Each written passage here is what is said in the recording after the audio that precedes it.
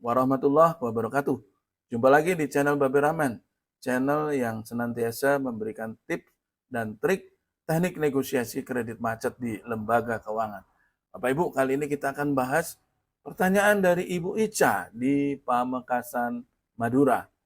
Ibu Ica ini bercerita bahwa kedua orang tuanya mempunyai pinjaman di sebuah bank pemerintah. Beliau menceritakan bahwa orang tuanya sudah menjadi nasabah lama di bank tersebut. Dan terakhir pinjamannya adalah 250 juta rupiah saja. Pinjaman tersebut dengan jangka waktu 3 tahun dan saat ini kondisinya dalam keadaan menunggak.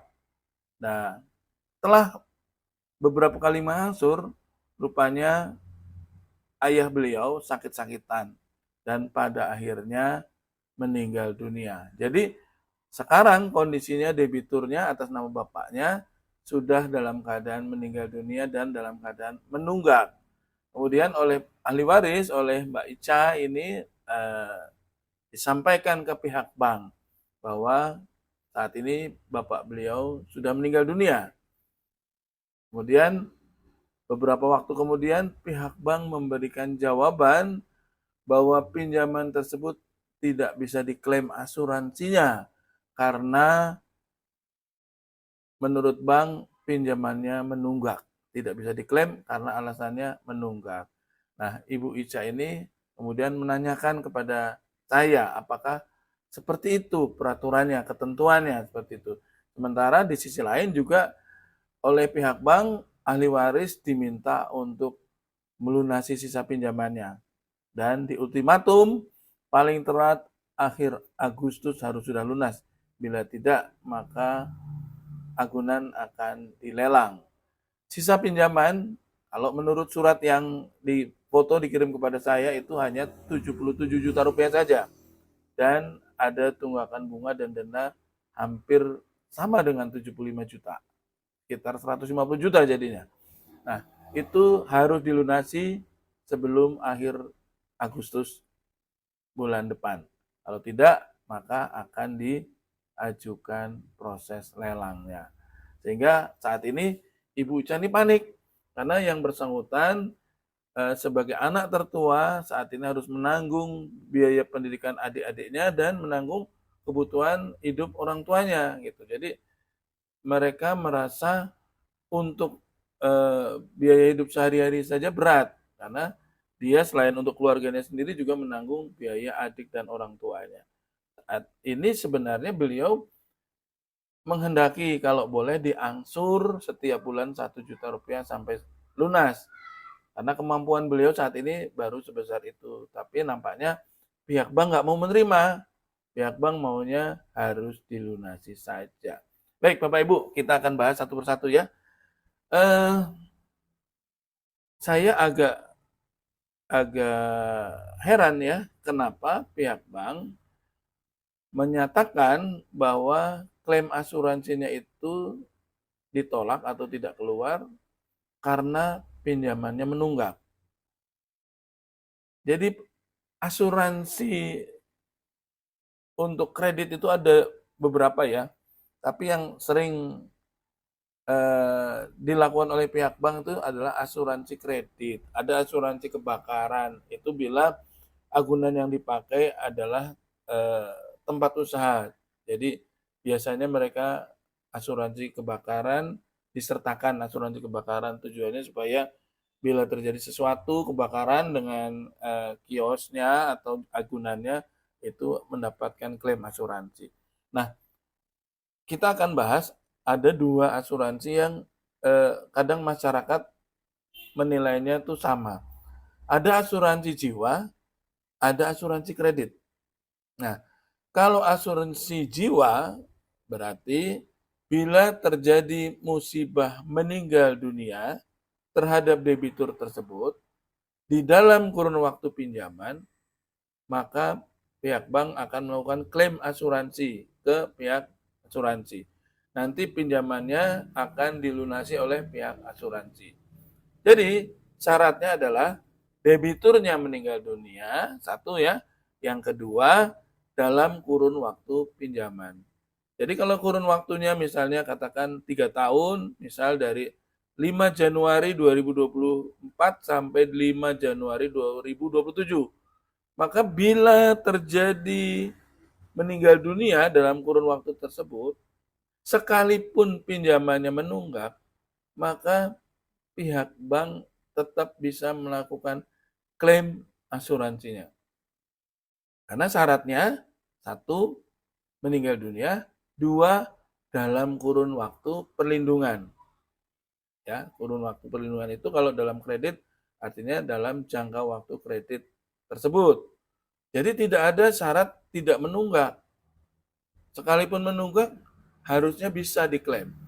Nah, sedangkan asuransi jiwa itu asuransi kredit, kalau tadi asuransi jiwa ya. Kalau asuransi kredit itu syaratnya adalah bila pinjamannya menunggak. Jadi bila pinjamannya menunggak, maka bank bisa melakukan klaim asuransi ke pihak asuransi. Jadi syaratnya menunggak. Nah, berapa yang bisa diklaim? Biasanya maksimal 70%. Jadi ada sharing resiko antara bank dan asuransi. Biasanya asuransi menanggung 70% dan pihak bank menanggung 30%. Jadi contoh gini Bapak Ibu. Orang tuanya Mbak Ica ini misalnya mempunyai pinjaman menunggak, misalnya katakan 100 juta, 50 juta misalnya. Kemudian karena sudah tidak bisa bayar, maka oleh pihak bank dilakukan klaim asuransi kepada asuransinya. Nah, setelah diperiksa, disetujui, maka cairlah klaim asuransi tersebut. Nah, pencairannya adalah untuk melunasi atau menutup tunggakannya. Tapi biasanya hanya maksimal 70%. Jadi kalau maksimal hutangnya, tunggakannya atau sisa hutangnya 50 juta atau 70 juta tadi disampaikan, maka maksimalnya hanya 70% yang dibayarkan oleh pihak asuransi. Sisanya itu adalah beban pihak bank. Nah, sifat dari asuransi kredit itu adalah dana talangan. Artinya harus dikembalikan. Nah, ketika suatu saat debiturnya kemudian melunasi hutangnya atau membayar hutangnya, membayar tunggakannya, maka dari pembayaran tersebut akan dibagi secara proporsional seperti yang di awal dibayarkan oleh pihak asuransi.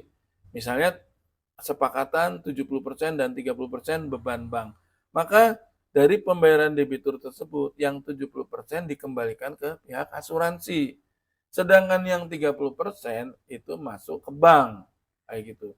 Nah, sifat asuransi kredit karena dana talangan, maka tetap ditagih 100% kepada debiturnya. Jadi debitur itu seolah-olah tidak tahu bahwa pinjamannya itu telah dilakukan klaim asuransi kredit.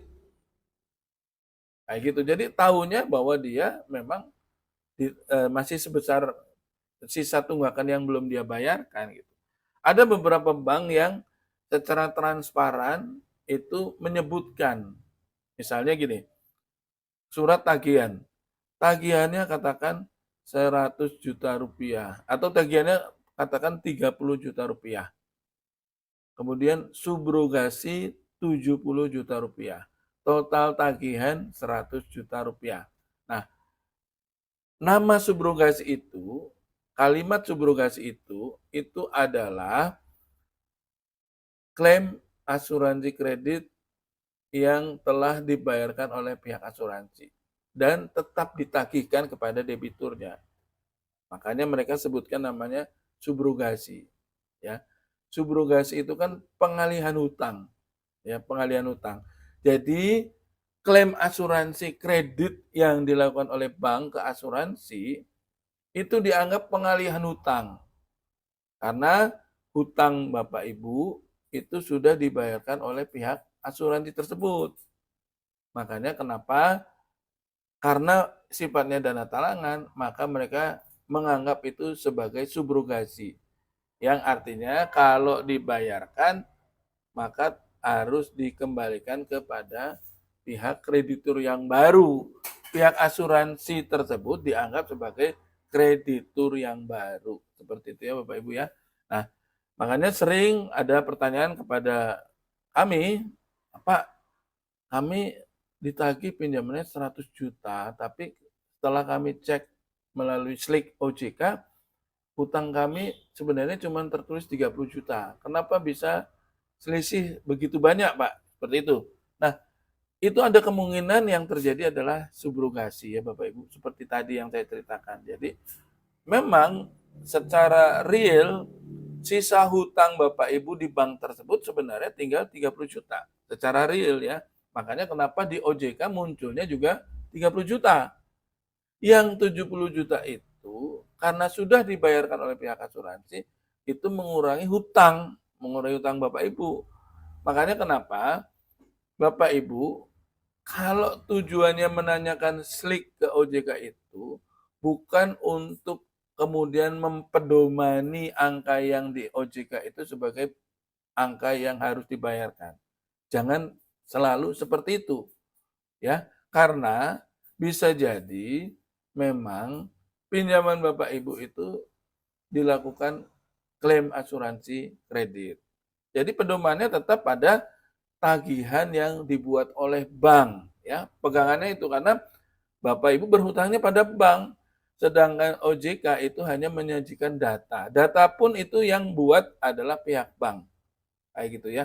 Nah, kenapa bisa terjadi selisih seperti itu? Ya tadi karena di neraca bank tersebut sisa hutang Bapak Ibu itu sebenarnya tinggal 30 juta. Yang 70 juta sudah dikembalikan, sudah dibayarkan oleh pihak asuransi. Nah, tapi karena sifatnya talangan tetap harus ditagih. Karena pihak asuransi akan selalu menagih ke bank. Kayak gitu. Nanti kalau misalnya hanya dianggap sisa yang ada di bank, maka bank akan ditagih terus sama pihak asuransi. Dan bank harus menanggung resikonya kalau tiba-tiba misalnya bank hanya menerima pelunasan dari sisa hutangnya debitur, kemudian jaminan dikembalikan, maka bank harus menanggung klaim asuransi yang telah dibayarkan oleh pihak asuransi. Kayak gitu ya Bapak Ibu. Memang kadang juga saya sendiri agak bingung ya, kenapa klaim asuransi kredit itu kita harus mengembalikan gitu. Ada beberapa teman yang sempat melakukan gugatan ya ke bank tersebut, ke bank pemberi kreditnya ya, kepada krediturnya, karena alasan bahwa asuransi kredit itu tidak seharusnya dikembalikan, tidak seharusnya debitur mengembalikan, karena sebagaimana asuransi jiwa, debitur kan membayar premi, mengeluarkan uang, ya, di mana asuransi tersebut tentu sudah memperhitungkan bisnis yang dia lakukan itu mengandung resiko. Kan itu ada analisa risikonya. Sehingga kemudian mereka berani membuat bisnis tersebut, skema bisnis tersebut. Dengan membayar premi, dengan usia sekian, bayar premi sekian, itu kan mereka sudah menghitung potensinya, peluangnya, dan asuransi tentu tidak mau mengambil resiko. Kalau tidak berpotensi untung pasti tidak mau. Nah, asuransi kredit dan asuransi jiwa pada prinsipnya sama-sama bayar premi. Tapi kenapa asuransi jiwa debiturnya meninggal, diklaim, tapi tidak mengembalikan uang. Sementara asuransi kredit itu syaratnya terpenuhi, menunggak. Kan kalau asuransi kredit syaratnya adalah menunggak. Bila terjadi tunggakan maka klaim bisa dilakukan. Sementara asuransi jiwa syaratnya adalah meninggal. Nah, kenapa sama-sama terpenuhinya syarat tapi sifatnya beda? Sifatnya yang satu dana talangan, yang satu bebas murni, artinya tidak ada kewajiban mengembalikan. Nah, ini mungkin kalau ada teman-teman yang bisa membantu menjelaskan, mohon dibantu melalui deskripsi dijelaskan alasannya apa. Mungkin dari teman-teman asuransi bisa menjelaskan supaya kita bisa berbagi manfaat kepada Bapak Ibu yang lain di subscriber kami gitu ya. Saya jujur ini tidak paham kenapa pihak asuransi membedakan antara asuransi kredit dan asuransi jiwa. Sekilas memang kalau asuransi kredit itu tidak dikembalikan, maka berpotensi orang akan sengaja menunggak agar diklaim asuransi dan tidak mengembalikan uangnya. Ya, kalau itu sifatnya adalah tidak mengembalikan, bukan dana talangan. Saya menangkap seperti itu. Kenapa sifatnya dibuat dana talangan? Artinya supaya tidak ada debitur itu sengaja sudah dibikin menunggak, kemudian resikonya dialihkan kepada pihak asuransi agar yang menanggung hutangnya adalah pihak asuransi. Nah, ini mungkin jawabannya seperti itu ya, tapi secara bisnis kita nggak tahu alasannya apa seperti itu. Kayak gitu ya Bapak Ibu. Jadi Ibu Ica ini menurut saya kalau memang asuransi banknya ada, asuransi jiwanya ada, pihak bank tentu tidak akan mempersulit atau menunda-nunda. Logika saya seperti itu. Karena apa? Kalau menunda-nunda, tidak diklaim bahkan, bank yang rugi sendiri. Ya, karena dengan adanya klaim, maka pinjaman itu dilunasin. Sementara kalau tidak diklaim, menjadi pekerjaan bank untuk menagih. Butuh effort untuk menagih. Padahal mereka dengan klaim asuransi masalah menjadi selesai, mereka bisa mengalihkan perhatian kepada penunggak-penunggak lain gitu. Jadi menurut saya aneh kalau pihak asuransi, pihak bank menyatakan bahwa klaimnya ditolak karena menunggak. Ini nggak masuk akal gitu. Coba Bu Ica minta saja bukti preminya, ya pastikan ada bukti pembayaran premi apakah itu diasuransi atau tidak.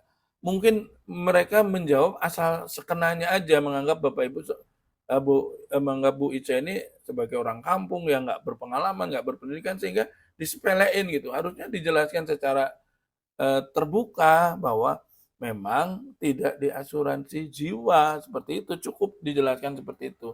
Karena Bapak Ibu, yang namanya asuransi jiwa itu sifatnya tidak wajib. Ya, tidak wajib. Karena asuransi jiwa itu preminya mahal. Maka biasanya hanya sekedar penawaran. Kalau asuransi kredit biasanya wajib. Karena untuk menanggung, meminimalisir resiko kerugian yang ditanggung perusahaan dari kredit macet yang muncul gitu ya. Tapi kalau asuransi jiwa itu sifatnya hanya tawaran. Karena preminya mahal dan harus ditanggung oleh debitur. Maka biasanya hanya mau nggak ikut asuransi. Preminya sekian. Asuransi jiwa bayarin sekian. Preminya keuntungannya seperti ini gitu. Tapi kalau nggak mau ya sudah, mereka nggak akan memaksakan wajib ikut asuransi jiwa gitu. Jadi menurut kami memang tidak ada asuransi jiwanya. Demikian, semoga bermanfaat. Kita jumpa lagi di lain kesempatan. Assalamualaikum warahmatullahi wabarakatuh.